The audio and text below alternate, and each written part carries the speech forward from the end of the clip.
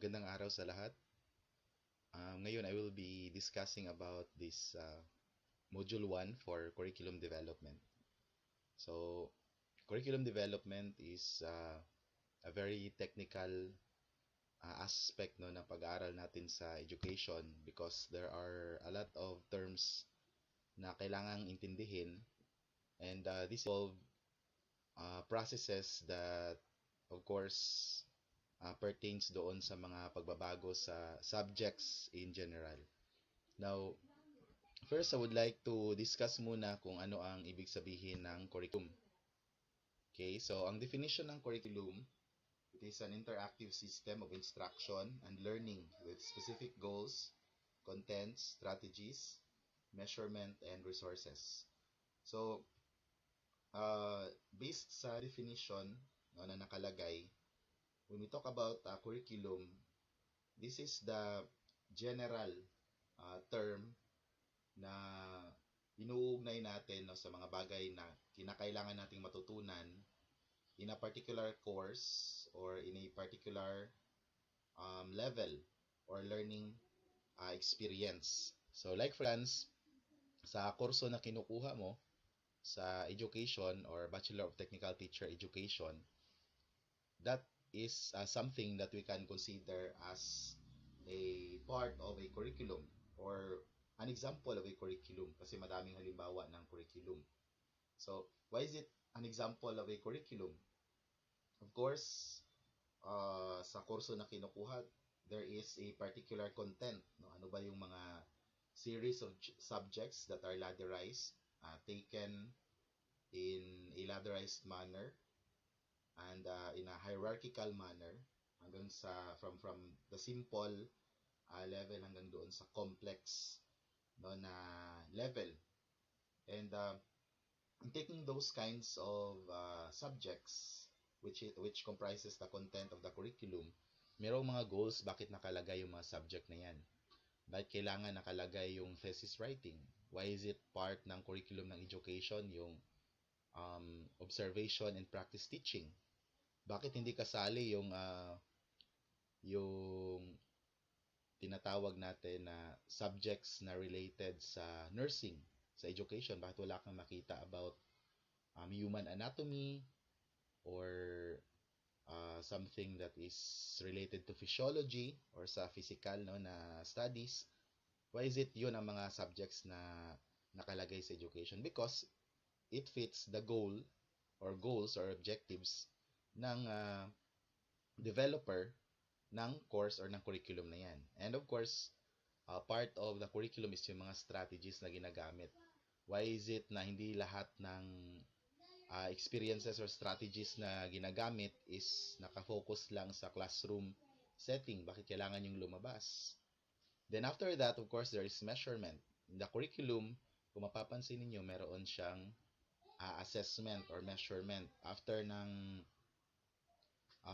subject, course or duration ng subject in a particular period, merong ginagawa no, yung mga facilitators na assessment to know kung meron bang progress na nangyayari sa mag-aaral, sa learning, or kung wala.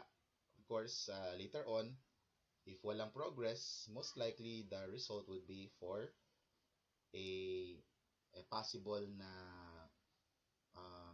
retake no, doon sa subject. Kasi nga, that's what the assessment says. Pero kung pumasa naman, you can proceed doon sa next level for that particular course.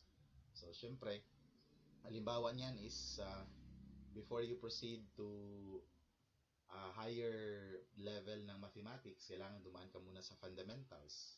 So, kung hindi mo makuha or ma-master yung competency sa lower level, hindi ka pwede makaproceed sa next level kasi you will have a hard time passing also that. Then the resources refers to the materials. In general, ang curriculum napakalawak no, ng coverage or ng scope.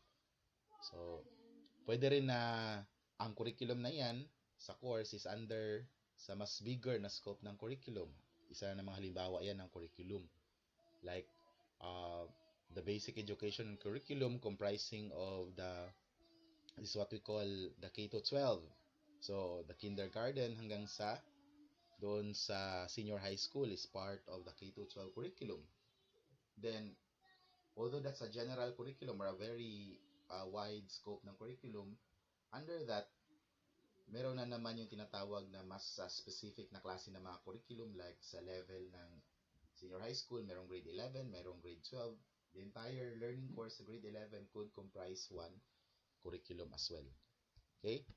So next is in line with the curriculum is curriculum development. So it's defined as planned, a purposeful, progressive, and a systematic process to create positive improvements in the educational system. Now, the curriculum is being developed to a point na naging progressive siya that would benefit the educational system. That's known as curriculum development. So, it's a planned process or change with a purpose. Progressive, hindi siya regressive. Ibig sabihin, kung maganda na yung estado or hindi maganda, it should be undergoing a process for improvement, kaya siya progressive.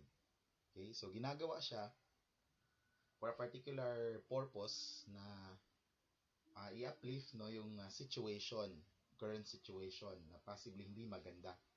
So, why is it na mapapansin natin yan na there is curriculum development kasi nga before walang K-12, only the BEC or Basic Education Curriculum. So, bakit in-implement ang K-12? So, that's part of the purpose.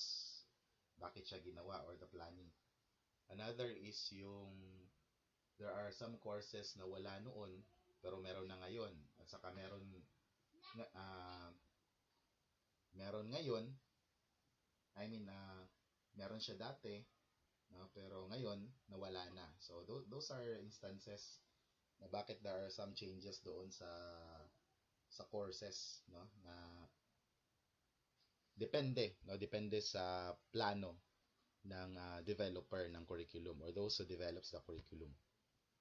Now, before we go further, let's try to look back muna, no, yung paano ba nag-develop yung curriculum sa Pilipinas and in general. So, before, sa ancient period, wala tayong tinatawag na formal no, na klase ng education. Walang classroom, walang professional teachers. But why is it that the students or learners were able to acquire skills no, and knowledge about their environment? That's because of yung tinatawag na setup na saber-tooth known as the saber-tooth curriculum. So, saber-tooth, it came from the term referred to a particular species ng tiger na nabuhay during the ancient period, the Ice Age particularly, no, na may mahabang pangil. So, because of its status na pagiging ancient or archaic, kaya kinumpara din siya doon sa klase ng curriculum na meron tayo before.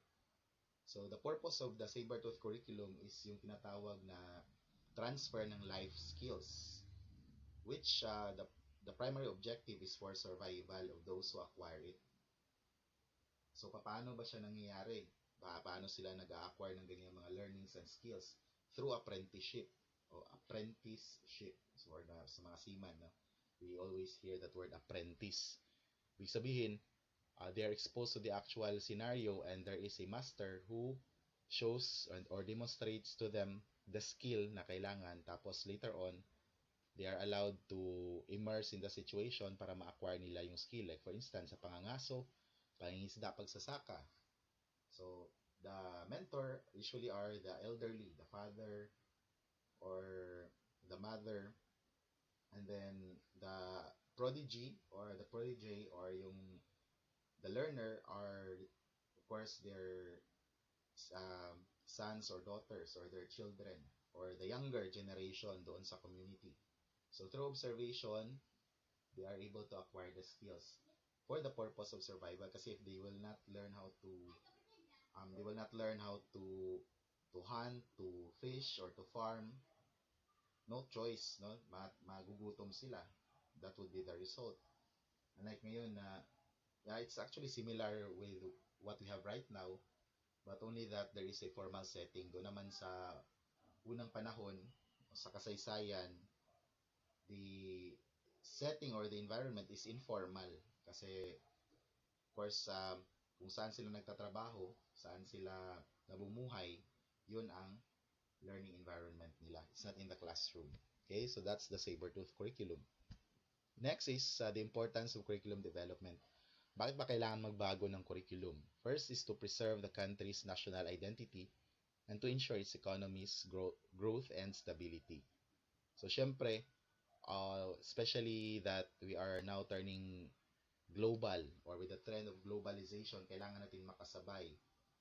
In what instance? Example is with the kind of curriculum implemented by our neighboring countries and other countries worldwide, na pag-iwanan tayo, no? So tayo na lang hindi nakapag-implement before ng K-12. The specific example of that is our graduates, pag magtatrabaho sila sa labas, the employers somehow would see to it na medyo inferior, no, yung ating educational system kasi kulang tayo ng taon. Wala kasi tayong senior high school. So, in order to cope with those years of learning deficiency natin, kaya in-implement ngayon yung K-12 curriculum para makakompensate doon sa kakulangan, no, ng ating deficiency in years. So, with that, our products or graduates they become more competitive sa global arena in terms of seeking for employment. Number two is to boost our tourism industry. One way to say that is dahil sa K-12 na implementation or curriculum, we are able to invite also, no, yung mga tourists to visit our country to acquire knowledge sa ating mga universities and schools who are considered as global in terms of the curriculum. So that's the reason why there are so many Koreans, Japanese, Chinese who actually go in the Philippines and study English because our curriculum in terms of integration ng English sa ating curriculum is very high yung level. So the output of that, it's because the reason for that is for us to be globally competitive, knowing that English is an international language. So with that, yung mga non-English speakers sa neighboring countries natin sa Asia Pacific, they visit the country and study here. So that's part ng pag-boost din ng ating tourism industry. Number three is to improve people's way of life. So syempre, once you become competitive globally, it equates also to what we call as improvements sa status ng life and social mobility. And number four, it's explained as a number one, it improve the country's economy in general. So being globally competitive for our products. Now, the components of a curriculum, there are four. Number one is yung curriculum aims, goals, and objectives. So as defined kanina sa curriculum, ginagawa siya with a particular purpose kung bakit siya nandyan. Okay, bakit nagbago ang curriculum natin? Because of a purpose for us to become globally competitive, for us to adapt to our environment or to the changes in our society, especially with the advent of technology na may mga pagbabago sa teknolohiya. Like for instance, bakit may mga courses related sa IT? Kasi may mga computer na, may mga software applications na kailangan matutunan. Even the teachers before na traditional, kailangan matuto na sa computer courses or mga crash courses, because the purpose is of course to integrate technology and other goals and objectives. Hindi lang siya ino-offer just for the sake na para may ma-offer lang. Ino-offer siya for a general purpose of adjusting to the needs of our society. Number two is yung curriculum content or subject matter. So, ang curriculum, meron siyang content or subject matter. Like, halimbawa, sa kurso ninyo, nakaplano bakit may mga subjects kayo na tinitake, bakit sa education, meron kayong assessment, meron kayong educational technology, meron kayong thesis writing, and also you have major subjects depende sa inyong specialization. So, nakaplano na yan siya. That's part of the content ng subject matter. And may purpose siya, bakit siya nariyan. Okay? So, hindi siya nilagay yung mga subjects na yan under your course na wala lang, kundi may purpose. Number one, hindi kayo makatake ng licensure exam kung hindi nyo makompleto yung major courses ng education. And you will not be equipped enough to pass the board exam kung hindi nyo ma-master yung inyong major at saka yung professional education as well as the fundamentals no, sa general education. And number three is yung curriculum experience. Of course, part of that is in line with the content or the subject matter. So, the course content allows you to experience also no, yung mga learning situations.